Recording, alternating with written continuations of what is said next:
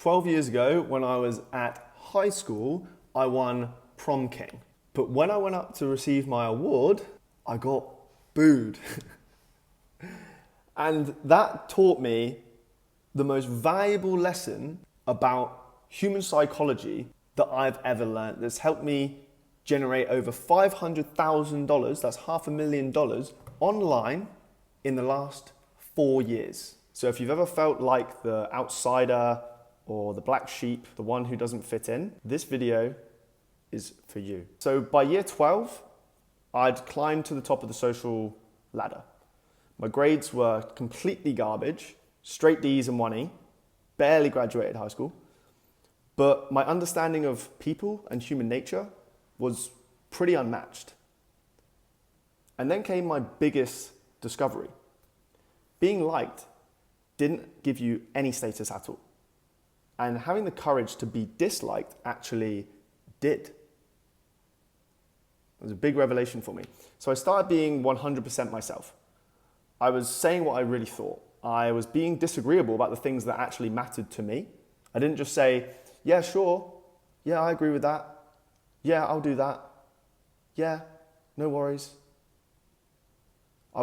If I didn't like something, I would tell somebody. And this got me a bit of a reputation for being a bit of a dick. But all I was doing was being true to myself. Kids thought I was arrogant. My friends knew that maybe I had a little bit of a vibe about me.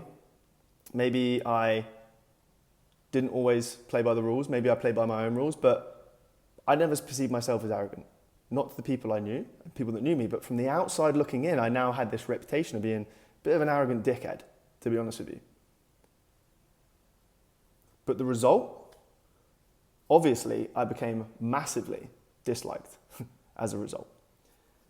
And at prom, when they announced me as prom king, or actually in the UK, they don't have prom king. It was actually a different name of the award. It was cringe, so I'm not even going to say it, but same thing. When I went up to receive that award, the entire room, well, it felt like the entire room booed me. Yet I had still won an award that effectively was based off popularity. It was a popularity contest. Yet I got booed. Get your head around that. So this, to me, was proof that being disliked actually makes you more popular. It actually gives you more status. I had been practicing this for the last 2 years. I've been figuring out when I was at middle school. I started implementing and started being a bit more out there and more myself when I was at sixth form. And I had this hypothesis that I kind of felt was coming true the whole time I was there, because I had access to a lot of benefits being of higher status at school. But now my hypothesis had been proven. Being disliked actually makes you more popular. It gives you more status. So there's some science to back this up. I'm not just chatting out my arse here. This isn't just psychology, it's biology. So you probably thought, oh, this is just psychology. It's actually biology. Because evolution doesn't favor the most agreeable. It never has. It favors the most valuable. The most valuable. And a 2010 study found that risk takers are more likely to emerge as leaders. And in tribal times, the weirdos were often exiled until their ideas actually worked. And then they came back as kings. Examples you'll be aware of. Steve Jobs was called crazy. Bezos was laughed at. And in fact, there's a really funny video right now of him laughing. That's like a meme. This springs to mind here. Musk, the guy gets ridiculed daily. He gets attacked hardcore. All polarizing, all made history. Steve Jobs invented the iPhone. Bezos basically created the biggest e-com distribution center in the world. He's like the third richest man in the world. And Elon founded Tesla. He was one of the founding members of PayPal. He owns Twitter, X. He is launching rockets into space, trying to take us into Mars. Like, these guys are all already making history. Wildly disliked. So, put simply, being a black sheep isn't a weakness. It's actually an evolutionary advantage. If you're the black sheep in your family right now, and you're probably thinking, oh God, they're always on my case. I'm always disagreeing with them. They're always disagreeing with me. Well, guess what? You have an advantage. I was in the exact same position, but I used it to my advantage. So here's where this all connects up with business, entrepreneurship, making money. So everything I learned about human nature applies directly towards building wealth, especially online, where it's so hard to stand out. It's so hard to build something meaningful now because you've got to get attention and you've got to build an audience, and people need to know you. The three guys I just mentioned above, they're three of the biggest personal brands in the world, that you know them. It's part of being a leader. So most entrepreneurs are stuck playing the approval game, still. Trying to appeal to everyone, watering down their message, creating content that gets likes but doesn't convert at all into paying customers, paying clients. Chasing followers instead of actually building a tribe of people that are loyal, that love their authenticity. But the most successful that I've seen and that I know, they play the game a bit differently. Authentic polarization beats universal appeal every single time. Say that again, authentic polarization. Authenticity is a massive buzzword right now. I know that, fully aware of that, but it's true. So not just being authentic, but polarizing, which is what I did at school. And I've continued to do my whole adult life. A lot of people don't like me anymore. They don't agree with my message. They don't agree with my views. And I don't care because they're not my tribe. Because I'm being authentic to me. And when you become authentic to yourself, you become true to yourself, you act out of that place, it's magnetic. It's magnetic, brother. Take my friend Connor, for example. He built a massive brand on Instagram around smoking in the gym. He called himself a hybrid athlete. And some people hated it, but it got him over 20 million views on Instagram on one video. And we turned that into $13,000 in monthly recurring revenue in just a matter of weeks. That's the power of polarization. It directly links to making money. Here's what I want to show you. Here's what I want you to walk away with from this video today. So something I'm calling the black sheep method. How to build your tribe without trying to win approval. Being 100% yourself. This is crucial if you want to get paid for being yourself, which is an idea that I share in my videos and in my content. This is really the beating heart. Or rather, this is one of the strategies you can use to give yourself an advantage. So step one, you need to define your core blueprint. So here you create your authenticity blueprint. I'm talking about the real you without the mask. Your vibe attracts your tribe, and your vibe comes from your core, who you are at your core. That's unchanging in you. That is who you are as a child. It's the beliefs you inherited from your parents. It's the things you love, the things you hate, etc. Your quirks, your convictions, your taste in music, movies, ideas, the things you love that no one else gets. So here are a few prompts for you to consider. What are your natural traits, values, and quirks? What do you genuinely care about? Not what you think you should. What's something you believe that most people would disagree with? I love that one. So on one side, the goal is to be contrarian, to repel those who aren't your tribe. That's very, very important. But the other is to find things you truly love, which define your taste, because taste is really what attracts your tribe. So we're repelling on one side, and we're attracting on the other. And what this does is it creates a very strong loyalty mechanism where your believers, the people that are with you, well, people attack you, people don't agree with you, they're outsiders, then you get insiders. And what this creates is a in-group, out-group dynamic where your supporters rally towards you because there's people attacking you from the outside. So you need both. You need haters and you need disciples. But really what this is about is self-knowledge. So if knowledge is the gun, self-knowledge is the bullet that you fire and that does the damage. Step 2, you want to test your truth in public. So this is where things get really quite fun, to be honest with you. It's time to run the experiment. So try posting one authentic or contrarian. By the way, contrarian just means unpopular or going against the common belief, common way of doing things. One authentic or contrarian opinion or story per week. And just pay attention to who leans in versus who pushes back. Here's a few examples. If you're spiritual, talk about God, the universe, whatever it is. If you're a creator, call out what pisses you off in your niche. If you're in business, challenge the common myths in your industry, in your market. Basically, you want to look for attraction signals and repulsion signals. And then what you do is you double down on the ones that spark the strongest response, good or bad. Both are good. This is how loyal audiences are really built. Not by being agreeable, but by being bold. Step 3, you want to build a cult, Illuminati, not a crowd. So by now the feedback loop has started, and some people will love you and some really, really won't.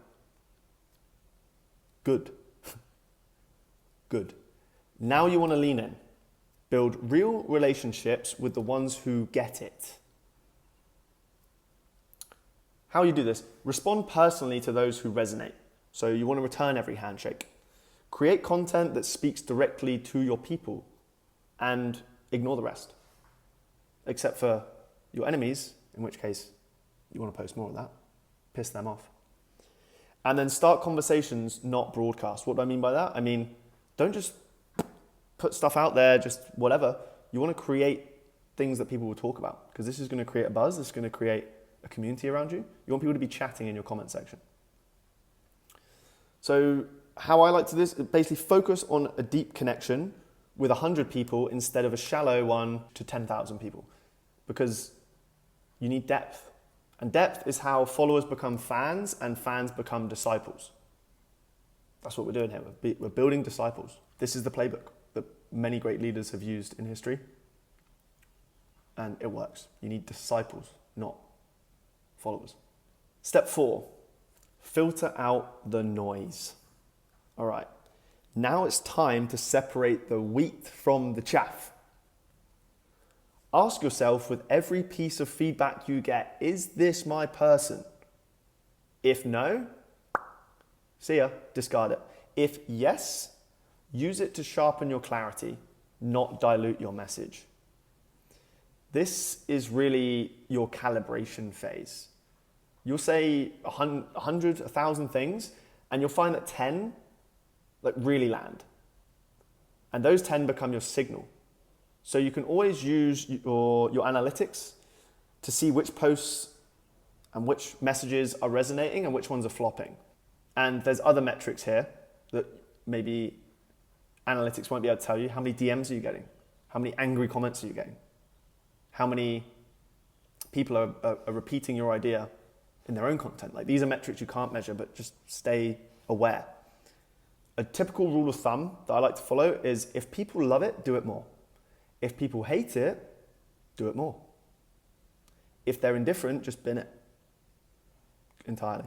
Indifference is really the enemy here. Now, step 5, scale the signal. So your vibe is strengthening and your tribe is forming. Now, you need to amplify it. So create content only your people will love and your enemies will hate. I'll give an example. If you're, and I'm by no means, full disclaimer here, I am not prescribing that you become some crazy alt-right or some crazy lefty, like just trying to rage bait people, but post content that your people will love. So for example, for me, if I'm talking about, a big thing for me is masculinity. Now, it's not my number one thing, but it's a big part of my brand. And so if I'm saying something like, I wouldn't personally date someone my own age, and here's why, and I go into like the masculine arguments for it, feminine, masculine, etc., my position as a man on the topic, etc., etc. Some people are going to love that. They're going to be like, I'm with you, bro. I 100% agree with you. A lot of people are going to say, that's terrible. Who are you to say that? Good. I want to split the crowd. But I'm not doing it just to rage bait. I truly believe that. So who's with me on this and who isn't? Second thing you can do is take content that's hitting and create 100 more out of that core idea. So go to your analytics, find the posts that are getting the most reach, that are getting the most impressions, that are maybe getting the most comments. Find the core idea, just use it again, express it in another way.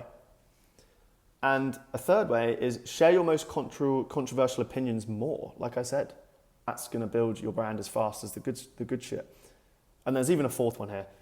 I like this one a lot. Recycle winning material or remix 2 to 3 posts that perform well. So recycle winning material, that's basically like what I said about the second option, which is to take content that's hitting and just like rework it. But remixing 2 to 3 posts that perform well, you can literally take the hook from one post and like the end of another, the story of another, and you can combine a hook with a story that did well.